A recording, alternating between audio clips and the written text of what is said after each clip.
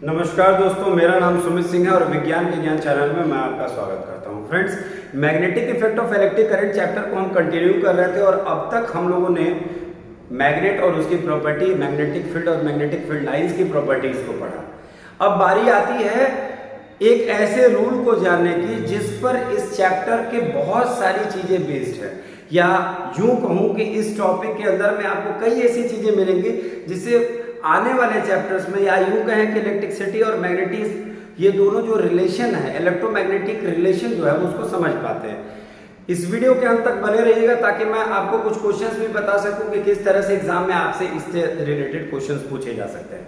तो अभी की हमारी टॉपिक है राइट हैंड थंब रूल। देखिए, जैसा कि नाम सजेस्ट करता है, राइट हैंड थंब रूल का मतलब है ये दाहिनी हाथ है और ये दाहिनी हाथ का अंगूठा है। अब यूं कहूं कि मान लीजिए कि ये कोई वायर है, ये एक वायर है और मैं इसको ऐसे पकड़ लूं, राइट हैंड से पकड़ लूं। अब राइट हैंड से पकड़ने के बाद इस तरह से पकड़ूं कि मेरी जो थंब है वो करंट के डायरेक्शन को रिप्रेजेंट करे। मेरी थंब मतलब आप अपने दाहिने हाथ से, राइट हैंड से एक वायर को होल्ड करो जिसमें से करंट जा रही है। ध्यान देने वाली बात यह है कि आपका थंब जो है वो करंट के डायरेक्शन को रिप्रेजेंट कर रहा हो। तो अगर हम इस तरह से देखें तो यहाँ पे आप देखो कि ये हमारी जो चारों उंगलियां हैं, ये जो हम लोग कर्ल ऑफ फिंगर्स जिसे कहेंगे, ये जब हम फिंगर को कर्ल करेंगे तो इसका डायरेक्शन कुछ इस तरह से होगा। अगर ऊपर के डायरेक्शन को हम लोग ऐसे देख रहे हैं, यहाँ आप देख सकते हैं कि थंब है और थंब से जब हम रिप्रेजेंट कर रहे हैं करंट के डायरेक्शन को, तो मैग्नेटिक फील्ड हमारा जो है कुछ इस तरह से डायरेक्शन रिप्रेजेंट होगा और उसकी डायरेक्शन इस प्रकार से होगी, ऐसे। यानी आप देख रहे हैं कि जब हम इस तार को होल्ड कर रहे हैं, जब इस तार को हमने होल्ड किया और होल्ड करने के बाद ये हमारा अंगूठा जो है करंट के डायरेक्शन को रिप्रेजेंट कर रहा है, तो जो हमारी कर्व ऑफ फिंगर ऐसे घूमेगी क्लॉकवाइज, एंटी क्लॉकवाइज। तो आप यहाँ पे देख रहे हैं कि ये ऐसे घूम रहा है, ये एंटी क्लॉकवाइज डायरेक्शन में जा रहा है, अपर वे में हम दिखा रहे हैं। तो ये जो कर्व ऑफ फिंगर है ये रिप्रेजेंट करेगा मैग्नेटिक फील्ड को, और मैग्नेटिक फील्ड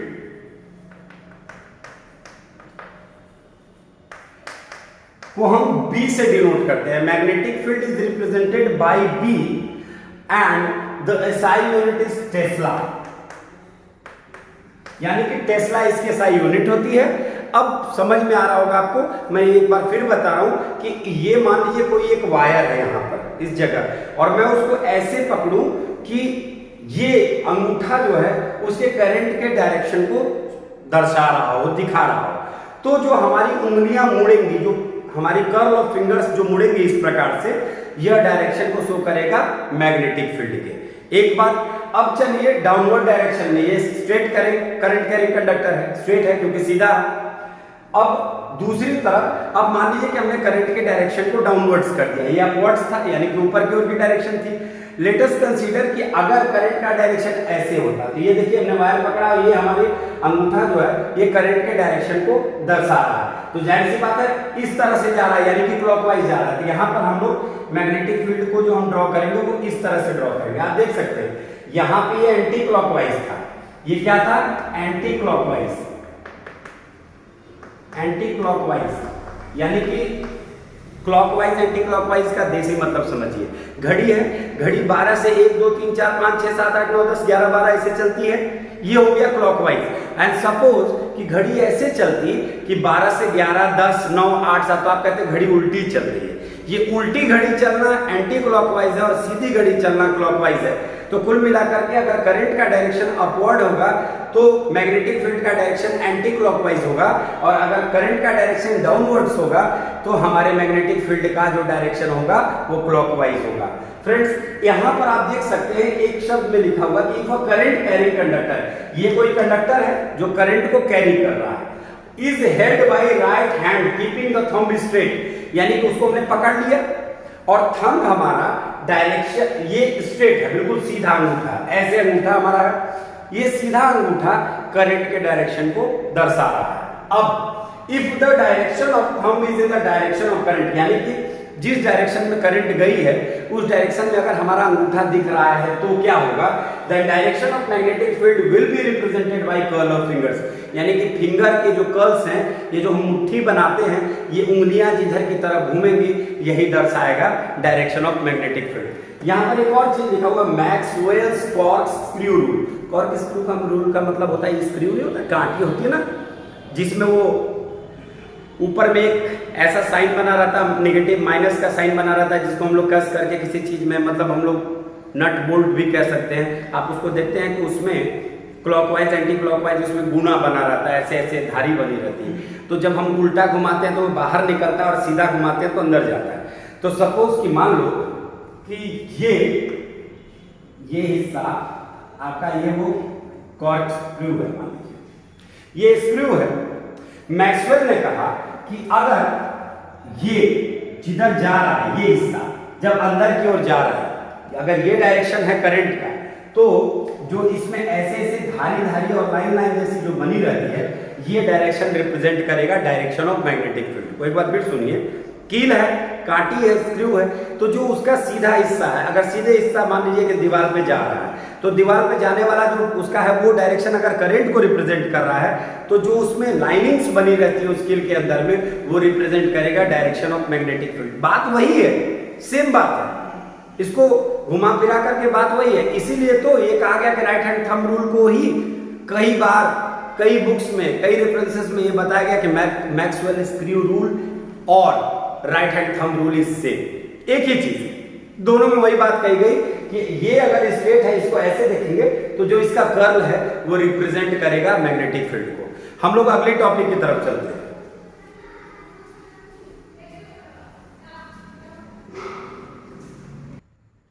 अठारह ईस्वी की बात है मित्रों। उस समय डेनमार्क में एक प्रसिद्ध वैज्ञानिक जिनका नाम ओस्टेड था। मैं ऐसा चेहरे का एक्सप्रेशन इसलिए कर रहा हूं कि जब साइंटिस्ट लोगों की बात आती है तो पता नहीं क्यों हमारे भारत के वैज्ञानिकों को इतना निचले दर्जे से दिखाया जाता है, बुक्स में उनसे रिलेटेड एक्सपेरिमेंट्स को बहुत नीचे रखा जाता है, और जबकि हमारे देश ने दुनिया के सर्वोत्तम वैज्ञानिक दिए। खैर फिलोसफी नहीं, फिजिक्स की बात करते हैं।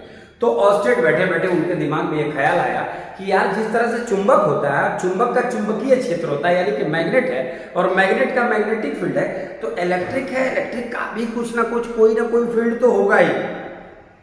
इनकी एक्सपेरिमेंट ने मदद किया उन लोगों का जो लोग इलेक्ट्रिसिटी और मैग्नेटिज्म को रिलेट करके देख रहे थे या देखना चाह रहे थे, जानना चाह रहे थे कि इलेक्ट्रिसिटी और मैग्नेटिज्म में कहीं ना कुछ समानताएं हैं। समानताएं किस प्रकार से उन्होंने दर्शाया? उन्होंने कहा कि चलो ठीक है, एक काम करते हैं। उन्होंने एक बैटरी ली और बैटरी के प्लस और माइनस यानी कि ऋणात्मक और धनात्मक जो चार्ज होता है, पॉजिटिव और नेगेटिव जो चार्ज बैटरी का होता है, उससे उन्होंने तारों को जोड़ दिया और उसमें एक स्विच को कनेक्ट कर दिया।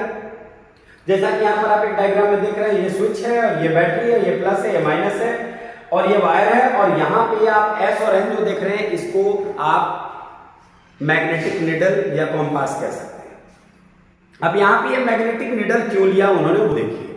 समझने वाली बात यह है कि उन्होंने जब इस एक्सपेरिमेंट को किया तो वो ये सिर्फ दर्शाना चाहते थे कि कहीं ना कहीं इलेक्ट्रिसिटी जब किसी वायर से फ्लो करती है तो अपने आसपास में एक प्रभाव बनाती है, उस प्रभाव को हम विद्युतीय प्रभाव कहते हैं। और इस पर्टिकुलर चीज को दर्शाने के लिए जो उन्होंने किया वो ये था।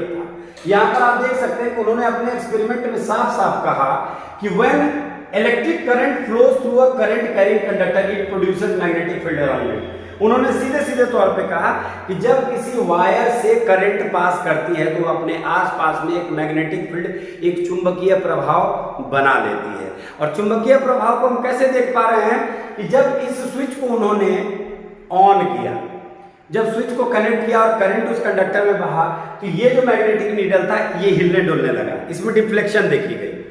इस हिलने डुलने वाले चीज को हम क्या कह रहे हैं, मैग्नेटिक निडल। तो इसने ये तुरंत एक्सपेरिमेंट को क्लोज कर दिया एक तर्क के साथ कि जैसे ही किसी करंट में, किसी वायर में करंट दौड़ता है तो जो मैग्नेटिक निडल उसके आसपास में थी उसकी डिफ्लेक्शन ये शो करती है कि कहीं ना कहीं करंट जो होता है अपने आसपास में मैग्नेटिक फील्ड को प्रोड्यूस करता है।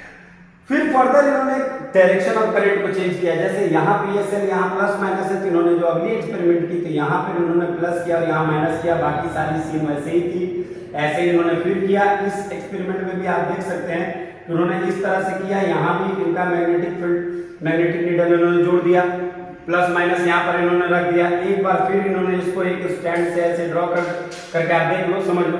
अब यहाँ पे ये साउथ नॉर्थ है, यहाँ पे नॉर्थ साउथ, आप देख लो करंट के डायरेक्शन को उन्होंने बदला ऑटोमेटिकली। जैसे ही करंट का डायरेक्शन बदला इमीडिएटली मैग्नेटिक फील्ड का भी डायरेक्शन चेंज हो गया। जो डायरेक्शन नॉर्थ से साउथ की तरफ जा रहा था वो साउथ से नॉर्थ की तरफ आ गया, मतलब बिल्कुल वाइस वर्सा हो गया।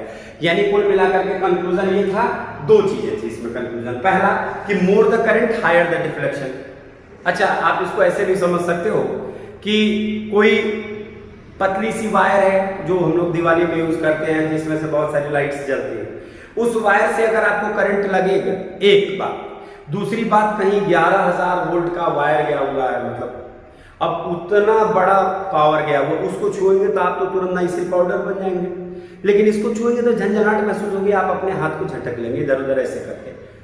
जैसे जैसे इलेक्ट्रिसिटी की पावर बढ़ रही है वैसे हमारी बॉडी उसको ज्यादा झटके के रूप में एक्सपीरियंस कर रही है। ठीक उसी तरह से अगर हम अपनी बॉडी की जगह मैग्नेटिक नीडल को रख दें और करंट के मतलब इंटेंसिटी को बढ़ा दें, हायर करंट कर दें, तो जितना ज्यादा करंट हायर होगा उतनी ही ज्यादा डिफ्लेक्शन देखी जाएगी।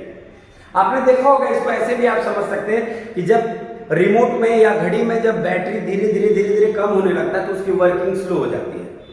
ठीक उसी प्रकार से मैग्नेटिक नीडल में डिफ्लेक्शन का कहीं ना कहीं रिलेशन इस बात से है कि आप जो करंट उसमें दौड़ा रहे हो वो कितना हायर कॉन्सेंट्रेशन, करंट का जितना ज्यादा मात्रा होगा, जितनी बड़ी मात्रा में करंट उसमें से रिलीज होगी उतना ज्यादा डिफ्लेक्शन देखा जाएगा। तो इसी एक्सपेरिमेंट को फ्रेंड्स हम लोग ऑस्टेड एक्सपेरिमेंट के नाम से जानते हैं, डेनमार्क के थे, 1820 की बात थी। इसमें उन्होंने बताने की कोशिश की कि जब किसी वायर से करंट फ्लो करता है तो अपने आसपास में मैग्नेटिक फील्ड को प्रोड्यूस करता है। इसके लिए उन्होंने जो लिया, एक मैग्नेटिक नीडल लिया, वायर ली, बैटरी ली और एक स्विच लिया और उसको कनेक्ट करके उन्होंने उस एक्सपेरिमेंट को दिखाया, दर्शाया, जिससे आप मैग्नेटिक नीडल की डिफ्लेक्शन शो कर देती कि कहीं ना कहीं उस वायर के करंट में आसपास में मैग्नेटिक फील्ड प्रोड्यूस करने की क्षमता है। तो फ्रेंड्स, आप मेरी वीडियो में बने रहिएगा। आने वाली वीडियोस में मैं और भी टॉपिक्स को कंसीडर करूंगा और नए टॉपिक्स की बात होगी, इससे जुड़े हुए प्रश्नों की बात होगी, इस पे कैसे कैसे क्वेश्चन कंपटीशन में या बोर्ड्स में पूछे जाते हैं मैं उसकी बात करूंगा। बने रहिएगा मेरे चैनल में, तब तक के लिए धन्यवाद।